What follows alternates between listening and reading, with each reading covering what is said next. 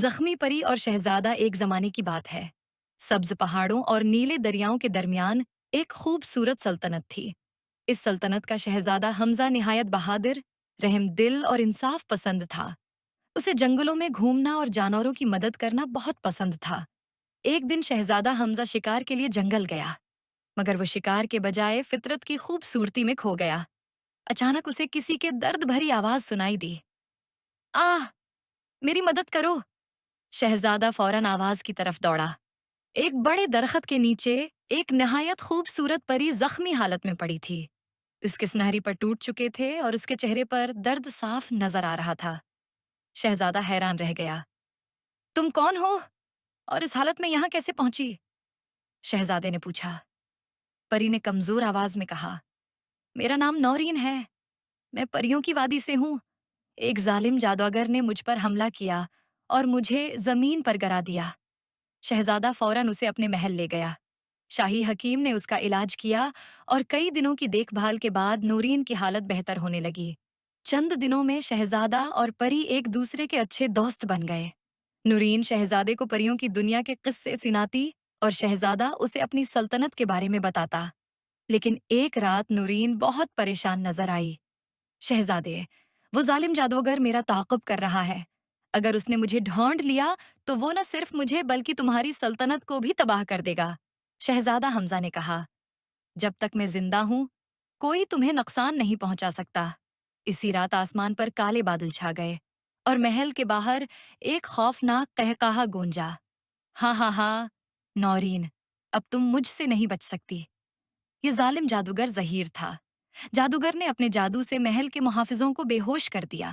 شہزادہ تلوار لے کر میدان میں آ گیا۔ جب تک حمزہ زندہ ہے تم اپنی بری خواہش پوری نہیں کر سکتے۔ شہزادے نے للکارا۔ جادوگر نے آگ کے گولے پھینکے، لیکن شہزادہ بڑی بہادری سے ان سے بچتا رہا۔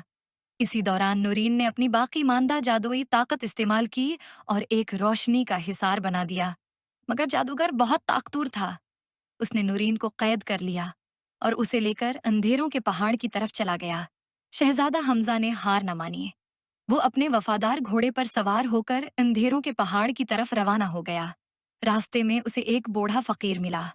فقیر نے کہا، بیٹا، اگر تم سچے دل سے کسی کی مدد کے لیے جا رہے ہو تو یہ جادوئی تلوار لے جاؤ، یہی ظالم جادوگر کو شکست دے سکتی ہے۔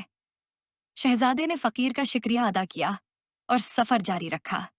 کئی خطرناک راستے عبور کرنے کے بعد وہ جادوگر کے قلعے تک پہنچ گیا۔ قلعے کے اندر نورین زنجیروں میں قید تھی۔ جادوگر ہنسا، تم اکیلے مجھے شکست نہیں دے سکتے۔ لیکن شہزادے نے جادوئی تلوار نکالی۔ جیسے ہی تلوار سے روشنی نکلی، جادوگر کی طاقت کمزور ہونے لگی۔ ایک زبردست جنگ ہوئی اور آخرکار شہزادہ حمزہ نے جادوگر کو شکست دے دی۔ نورین آزاد ہو گئی اور اس کے ٹوٹے ہوئے پر دوبارہ روشن ہو گئے۔ نورین خوشی سے بولی، حمزہ، تم نے اپنی جان خطرے میں ڈال کر مجھے بچایا۔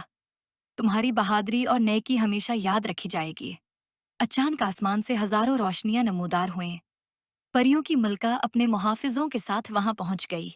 ملکہ نے کہا، شہزادہ حمزہ، تم نے ہماری بیٹی کی جان بچائی ہے۔ ہم ہمیشہ تمہارے احسان مند رہیں گے۔ نورین نے شہزادے سے کہا، مجھے واپس پریوں کی دنیا جانا ہوگا، لیکن ہماری دوستی کبھی ختم نہیں ہوگی۔ یہ کہہ کر اس نے شہزادے کو ایک چمکتا ہوا کرسٹل تحفے میں دیا۔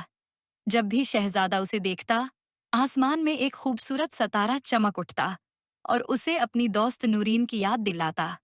اور یوں بہادری، دوستی اور محبت کی یہ خوبصورت کہانی ہمیشہ کے لیے ایک مثال بن گئی۔